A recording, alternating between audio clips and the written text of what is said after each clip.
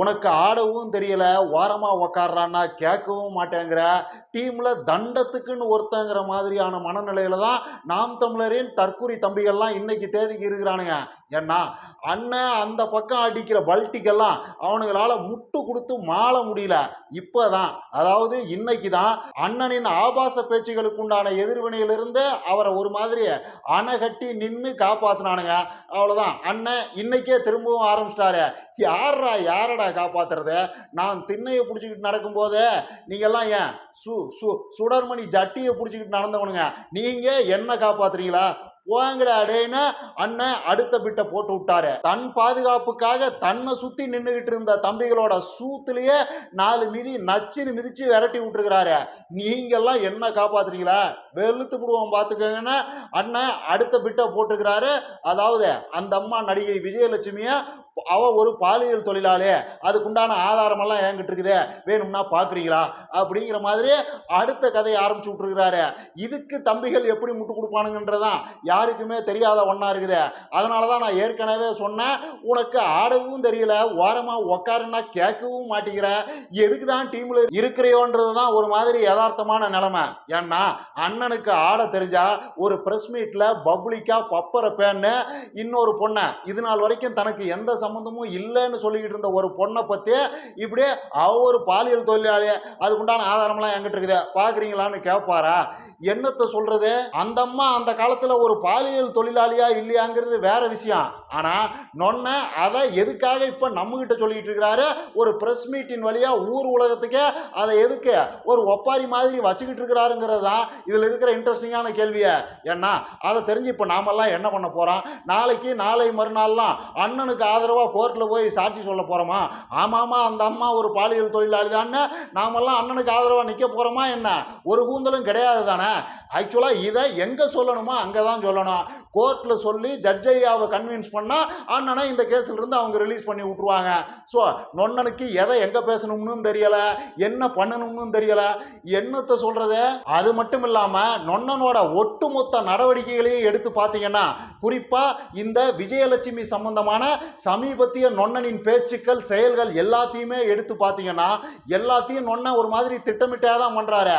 அதாவது இந்த விஷயத்தை வச்சு தன்னுடைய பொலிட்டிக்கல் மைலேஜை கொஞ்சம் கூட்டிக்கணும், தன்னுடைய அரசியல் அஸ்திவாரத்தை இன்னும் கொஞ்சம் ஸ்ட்ராங் பண்ணிக்கணும், இதை வச்சு பொதுமக்கள் மத்தியில் ஒரு பெரிய சிம்பதியை கிரியேட் பண்ணிக்கணும், நம்ம மேலே ஒரு கருணை வர்ற மாதிரி, ஒரு பாவம் வர்ற மாதிரி, ஒரு பரிதாபம் வர்ற மாதிரி ஒரு சூழ்நிலையை இந்த விஷயத்திலேயே நாம் கிரியேட் பண்ணிக்கணும் அப்படிங்கிற மாதிரியாக தான் நினச்சி நொன்ன செயல்பட்டுக்கிட்டு இருக்கிறாரு. அதையெல்லாம் நினச்சி தான் சிரிக்கிறதா அழுகிறதான்னு எனக்கு தெரியல.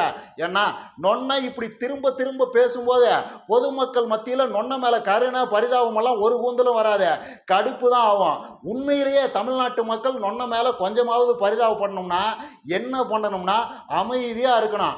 1000 கைகள் மறைத்தாலும் ஆதவன் மறைவதில்லைங்கிற மாதிரி 1000 அவதூறுகளை பரப்பி என்னோட அரசியல் வாழ்க்கையை அழிக்கணும்னு எதிரி கட்சிகள்லாம் நினைச்சாலும் ஒரு நாள் அது நடக்காது. ஏன்னா நான் நியாயத்தின் மகன், என் பக்கம்தான் முழுமையான நியாயம் இருக்குது. இந்த சீமான் சத்தியத்தின் மகன், அதை சட்டபூர்வமாக உங்களுக்கு எல்லாம் நிரூபிப்பேன், அது வரைக்கும் நான் எதுவும் பேச மாட்டேன்னு சொல்லி நொன்ன அமைதியாக இருந்தார்னா தான் தமிழ்நாட்டு மக்கள் கொஞ்சமாவது அண்ணன் மேலே பரிதாபப்படுறதுக்கு ஆர்வம் காட்டுவாங்க. நம்ம பிரச்சனைக்காகவெல்லாம் நொன்ன எவ்வளவு ஆக்ரோஷமாக பேசுவார், எத்தனை அதிரடியான பேச்சுக்கள் அவர்கிட்ட இருந்து வெளிப்படும். ஆனால் பாருங்க, தனக்கு ஒரு பிரச்சனைன்னு வரும்போது அமைதியாக இருக்கிறாரு, சட்ட ரீதியாக சந்திச்சு நான் நியாயஸ்தங்கிறத நிரூபிப்பேன்னு எவ்வளவு மென்மையாக நமக்கு ஒரு மெசேஜை கன்வே பண்ணுறாரு. அண்ணன் எம்புட்டு நல்லவராக இருக்கிறாரு. அந்த அம்மா விஜயலட்சுமி தான் ஒரு மாதிரி ஃப்ராடாக இருக்கிறதுக்கு வாய்ப்பு இருக்குதுன்னு தமிழ்நாட்டு மக்கள் அப்போதான் அண்ணன் மேலே பரிதாபப்படுறதுக்கு வாய்ப்பு இருக்குதே தவிர, இப்படி இஷ்டத்துக்கு பேசுறத, என்ன குச்சி கட்டுன்னா காலேஜுக்கு போயிட்டு இருந்தாலா, என்ன அவளை நான் பண்ணிவிட்டேன், அவள் ஒரு பாலியல் தொழிலாளியெல்லாம் பேசினா சத்தியமாக கட்டுப்பு தான் வரும். நொன்ன செருப்படி வாங்குறதுக்கு உண்டான வாய்ப்புகள் தான் அதிகமாகிட்டே போகும். இப்போ பாருங்க, அந்த அம்மா விஜயலட்சுமி சிம்பிளாக ஸ்கோர் பண்ணுது. ஏண்டா சீமான், சீமான், நான் உனக்கு பாலியல் தொழிலாளியாடா? உனக்கு இருக்குதுடா ஆப்பு. நான் ஒரு பாலியல் தொழிலாளியாக இருந்தால் எதுக்குடா எங்கள் அக்காவை வச்சுக்கிட்டு, கை கால் வழங்காத எங்கள் அக்காவை வச்சுக்கிட்டு இந்த பெங்களூரில் நான் இப்படி கஷ்டப்பட்டுக்கிட்டு இருக்கிறேன்? என் கண் கண்ணீர் தாண்டா, இந்த கண்ணீர் தாண்டா உன்னோட அழிவுக்குண்டான ஆரம்பம்னு அந்த அம்மா இப்ப சிம்பிளா ஸ்கோர் பண்ணுது. யார் மேல பரிதாபம் வரும்? கரெக்ட் தானே? பாலியல் தொழிலாளி பண்ற பொம்பளையா இருந்தா அந்த அம்மா இந்நேரம் பங்களா கட்டி வாழ்ந்துருக்கும்ல.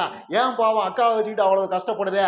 இந்த சீமான் சைட்ல தான் ஏதாவது தப்பு இருக்க வாய்ப்பு இருக்குதுன்னு கருணை பார்வைங்கிறது அந்த அம்மாவுக்கு சாதகமா போறதுக்கு தான் வாய்ப்புகள் அதிகம். சீமானின் கடஞ்செடுத்த கிறுக்கு கூமுட்ட தம்பதி தங்கச்சிகள் ஒரு 10% பேர் வேணும்னா அண்ணன் சத்தியத்தின் மகன் நம்பிக்கிட்டு தெரியலாமே தவிர இதுல நொன்னனோட பிஹேவியருங்கிறது நொன்னனுடைய திமிர்த்தனத்தை தான் காட்டுது. உண்மையிலேயே உங்ககிட்ட எந்த பிரச்சனையும் இல்லைன்னா அமைதியாயிரு. பிரஸ்காரங்க உன்ன நோண்டி நோண்டி கேள்வி கேட்க தான் செய்வாங்க. ஆடு இன்னைக்கு அதுவா வந்து சிக்குது, இன்னைக்கு பிரியாணியை போற்ற வேண்டியதான்னு அவங்க ஆர்வத்தோட உன் வாயை கிண்டதான் முயற்சி பண்ணுவாங்க. நீ தான் சிம்பிளா முடிக்கணும். சட்ட ரீதியா இதை சந்திப்பேன், சட்ட ரீதியா நான் குற்றவாளி கிடையாதுன்னு நிரூபிப்பேன். அவ்வளவுதான். மக்கள் பிரச்சனையை பத்தி பேசலாம். மக்கள் பிரச்சனை சம்பந்தமான கேள்விகள் ஏதாவது இருந்தா கேளுங்க, இல்லைன்னா இந்த பிரஸ் மீட்டை இத்தோட முடிச்சுக்கலாம்னு நொன்ன என்னைக்கு ஒரு மாதிரி கட் அண்ட் ரைட்டா பேசுறாரோ அப்பதான் மென்மையா, ரொம்ப மென்மையாவது தமிழ்நாட்டு மக்களின் பரிதாபம்ங்கிறது நொன்னன் சைடு போறதுக்கு வாய்ப்பு இருக்குது. இப்படியே தொடர்ந்து திமிர்த்தனமாவே பேசிக்கிட்டு இருந்தா அவரே ஆப்பு மேல போய் உக்காந்துக்கிறாருன்னு தான் அர்த்தம். அது மட்டும் இல்லாம இன்னைக்கு பிரஸ் மீட்ல என்னமோ ரொம்ப பெரிய புடுங்கி மாதிரி பேசுறாரு. அதாவது என்ன இப்ப புதுசா பாலியல் பலாத்காரத்தை எல்லாம் நீங்க கண்டுக்கிட்டீங்க, என்ன வெங்காயத்தை நீங்க பாத்துட்டீங்க? அந்த அம்மா 15 வருஷமா என் மேல குற்றச்சாட்டை சொல்லிக்கிட்டு இருக்குது. அப்பெல்லாம் நீங்க எங்க புடுங்க போனீங்களா? இப்ப மட்டும் இத்தனை கேள்வியை கேட்கறதுக்கு வந்துட்டீங்க அப்படிங்கிற மாதிரி எகிர்றாப்ல. அந்த புடுங்க போனீங்களா அப்படின்னு நொன்ன யாரை பார்த்து சொல்றாருங்கிறது யாருக்குமே தெரியல.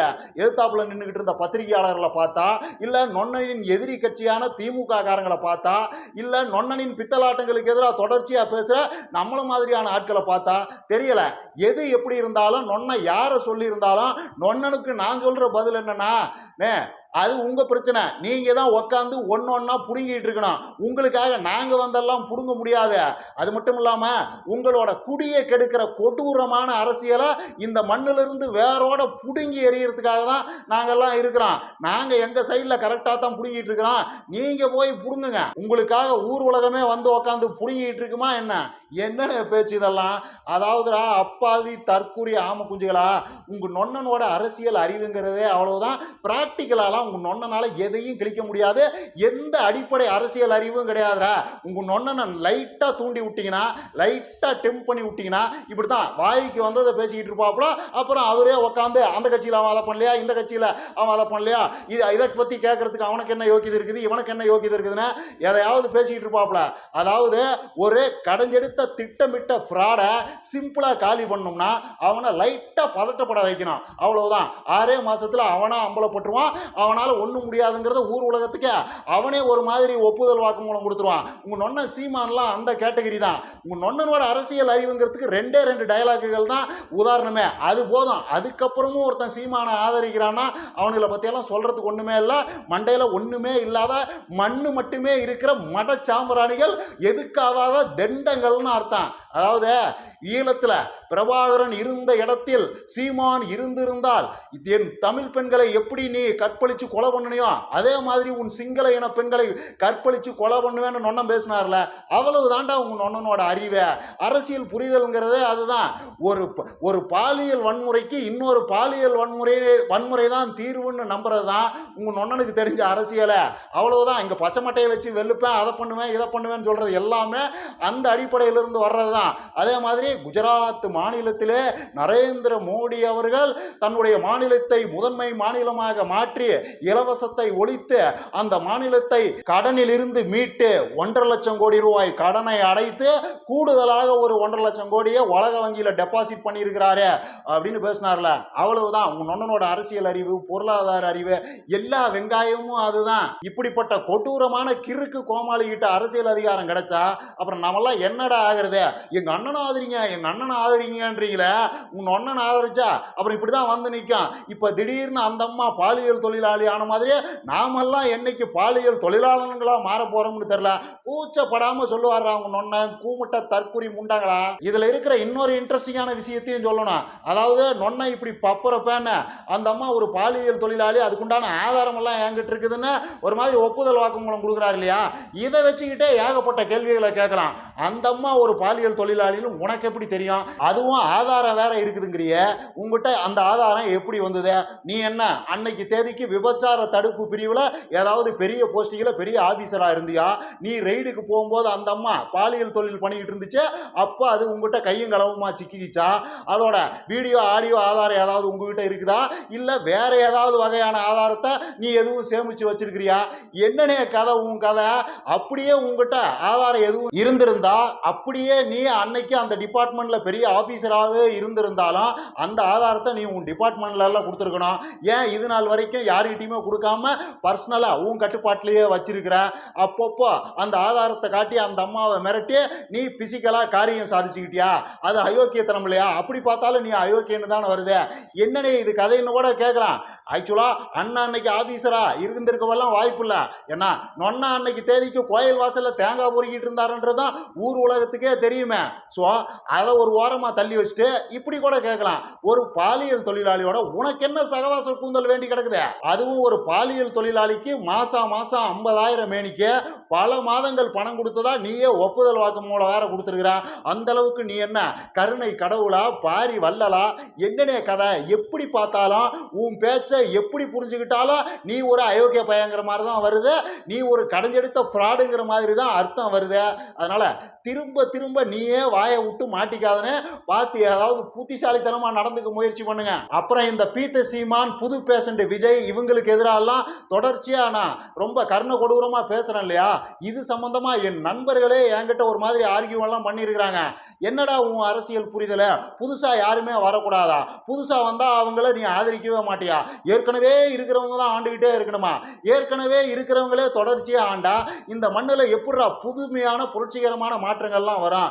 புதுசா வர்றவங்களுக்கு நாம ஆதரவு கொடுத்தா தானே, புதுசா வர்றவங்கள ஒரு மாதிரி ஆதரவு அளிச்சு கை தூக்கி விட்டாதானே இந்த பூமியில ஏதாவது மாறுறதுக்கு வாய்ப்பு இருக்கும். நீ என்ன இப்படியே பேசிக்கிட்டு இருக்கிற? உன்னுடைய அரசியல் புரிதல் வெங்காயம் தான் என்ன அப்படிங்கிற மாதிரி என் நண்பர்களே பல பேர் என்கிட்ட எகிரி இருக்கிறாங்க. அவங்களுக்கெல்லாம் நான் சொல்ற பதிலுங்கிறது ரொம்ப சிம்பிள். புதுசா ஒருத்தன் வர்றானாலே உடனே அவன் கொச்சை பிடிச்சிக்கிட்டு போய் அவன் பின்னாடியே நின்றுணுமா? அவனோட பித்தலாட்டம் என்ன? இவ்வளவு நாளா அவனுக்கு நம்ம மேல இல்லாத அக்கறை திடீர்னு மட்டும் எங்கிருந்து வருது? உங்களுக்கு நல்லது பண்ணியே ஆகணும்னு அவன் உள்ளங்கை அரிப்பா அரிக்குதுல, அதுக்கு உண்டான காரணம் தான் என்னன்னு கொஞ்சமாவது நாம அலசி ஆராய வேண்டாமா? ஆக்சுவலா புதுசா வர்றவங்களை மூர்க்கமா எதிர்க்கிற வேலையைத்தான் நாம செய்யணும். நம்மளுடைய முதன்மையான வேலைங்கிறது அதுவா தான் இருக்கணும். நம்மளை கன்வின்ஸ் பண்ண வேண்டியதெல்லாம் புதுசா வர்றவங்களோட வேலை. நம்ம மேல அதிகாரம் செலுத்தணும்னு ஆசைப்படுற அந்த புது அரசியல்வாதிகளோட வேலை. தான் ஒரு புனிதன்னு மனித புனிதர் வேஷம் போட்டுக்கிட்டு வர்ற அவங்க தான் நம்மளை கன்வின்ஸ் பண்ணணும். நீங்க என்னை எதிர்க்க தேவையில்லை, நீங்க என்ன பண்ணாலும் நான் உங்களுக்கு உண்டானவனா தான் இருப்பேன், என்னாலேயும் உங்களுக்கு நல்லது நடக்க வாய்ப்பு இருக்குதுன்னு நம்மளை கன்வின்ஸ் பண்ற வேலையை அவங்க தான் செய்யணும். புதுசா வந்துட்டா உடனே நம்ம போய் பொச்சை பிடிச்சிட்டு பின்னாடியே நிற்கணும்லாம் எந்த அர்த்தமும் கிடையாது. மற்றபடி யார் வேணும்னாலும் புதுசா அரசியலுக்கு வரலாம், அதுல எல்லாம் இங்க எந்த பிரச்சனையும் கிடையாது. நாம அதை முழுசா தொடர்ந்து ஆதரிச்சுக்கிட்டு தான் இருக்கிறோம். வாங்க ஒரு 10 வருஷம் மக்களோட மக்களா நில்லுங்க, மக்கள் பிரச்சனைக்காக பேசுங்க, மக்களோடையே இருங்க. குறிப்பா நீங்க எத்தனை தடவை என்னை தோக்கடிச்சாலும், டெபாசிட்டே வராம என்னை திரும்ப திரும்ப நீங்க தோக்கடிச்சுக்கிட்டே இருந்தாலும் நான் எங்கேயும் போக மாட்டேன், உங்களோடையா தான் இருப்பேன்னு முதல்ல அந்த அடிப்படையான கான்ஃபிடென்ட்டை மக்களுக்கு கொடுக்கறதுக்கு முயற்சி பண்ணுங்க. அதுக்கப்புறமா உங்களை ஆதரிக்கலாமா வேண்டாமாங்கிறத பத்தி கன்சிடர் பண்ணலாம். கன்சிடர் பண்ணவே குறைஞ்சபட்சம் 10 வருஷமாவது ஆகணுங்கிறது தான் என்னுடைய அரசியல் நிலைப்பாடு. இந்த 10 வருஷத்துல இந்த பீத்த சீமான்லாம் ஒரு மாதிரி அம்பலப்பட்டு போயிட்டாரு இல்ல? ஆமா, பெரியாரை ஒழிக்கிறது தான் என்னோட வேலை. பெரியாரோட சமூக நீதி கொள்கையை டோட்டலா கொலாப்ஸ் பண்ணி அதை இந்த மண்ணிலிருந்து தூக்கி எறியறதுக்காக தான் நான் அரசியலுக்கே வந்திருக்கிறேன்னு அவரே ஓப்பனா ஒப்புதல் வாக்குமூலம் கொடுத்து அம்பலப்பட்டு போயிட்டார் இல்லையா? அவ்வளவுதான். இவங்கெல்லாம் யாரு? இவங்களுக்கு பின்னாடி இருக்கிற அந்த கொடூரம் என்னங்கிறத பப்ளிக் புரிஞ்சுக்கிறதுக்கு குறைஞ்சபட்சம் 10 வருஷம் ஆச்சு ஆகும். அது மட்டும் இல்லாம புதுசா வர்றான்னாலே அவன் மனித புனிதராகத்தான் இருக்கணும்னாலாம் ஒன்றும் அவசிய கூந்தல் கிடையாது. அவனுக்கு சைரன் வச்ச கார்ல போகணும்னு ஆசை வந்துருச்சுன்னு அர்த்தம். மக்கள் மேல அதிகாரம் செலுத்தி பார்க்கணும்னு அவன் மனசுக்குள்ள ஒரு வெறி வந்துருச்சுன்னு அர்த்தம். அப்படியே கூட இருக்கலாம். ஸோ இதையெல்லாம் கூட்டி கழிச்சு பார்த்து தான் ஒரு முடிவுக்கு வரணும். அப்புறம் நொன்னனின் சமீபத்திய நடவடிக்கைகள் எல்லாம் வச்சு தம்பிகளுக்கு இன்னொரு முக்கியமான செய்தியை சொல்ல வேண்டியது இருக்குது. அதாவது இப்போ நொண்ணனுக்கே இந்த கேஸ் எல்லாம் ஒரு மேட்டரே கிடையாது. அவர் பெரிய லாயர் டீம் வச்சிருக்கிறாரு. அப்படியே நொண்ணன் சைடில் தப்பு இருக்குதுன்னு கோர்ட் முடிவு பண்ணாலும் பெரிய என்ன ஆயுள் தண்டனையாக கொடுத்துட போகிறாங்க. ஏதாவது ஃபைன் இது போடுவாங்க, இல்லைன்னா கணிசமான அளவில் ரொம்ப குறைஞ்ச அளவில் தான் சிறை தண்டனையெல்லாம் கொடுக்க வாய்ப்பு இருக்குது.